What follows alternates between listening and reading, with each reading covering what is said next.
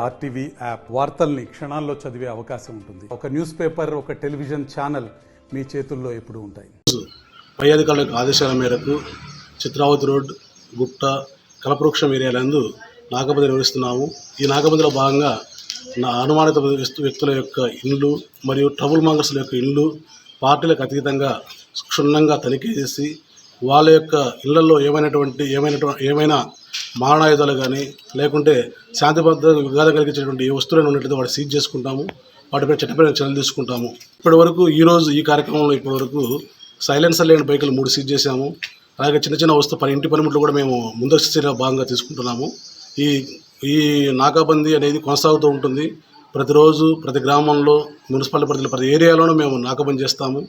అందరూ ఎవరైతే trouble monger నేరాలు చేస్తారని అనుమానం ఉంటుందో ఈ ఎన్నికల కౌంటింగ్ ఫలితాల తర్వాత వాళ్ళందరి మీద కూడా ప్రత్యేకమైన నిఘా ఉంటుంది. వాళ్ళందరి యొక్క యాక్టివిటీస్ పైన నిఘా ఉంటుంది.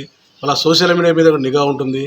కాబట్టి మీరందరూ కూడా మేము పోలీస్ శాఖ నుంచి హెచ్చరిస్తున్నాము. ఏ ఒక్కరు ఎలాంటి చట్ట వ్యతిరేక కార్యక్రమాలు పాల్పడినా వాళ్ళపై మీద కఠినమైన చర్యలు తీసుకుంటాము. నగర బహిష్కరణ చేయిస్తాము. పీడీ యాక్ట్లు ఓపెన్ చేస్తాము. రౌడీ షీట్లు ఓపెన్ చేస్తాము. తద్వారా పుట్టపర్తి శాంతియుతంగా ప్రశాంతంగా నెలకొల్పడమే మా ఎస్పీ సార్ యొక్క లక్ష్యము. మా అందరి యొక్క ఉద్దేశంతో మేము అందరూ కూడా కష్టపడి పనిచేస్తున్నాం.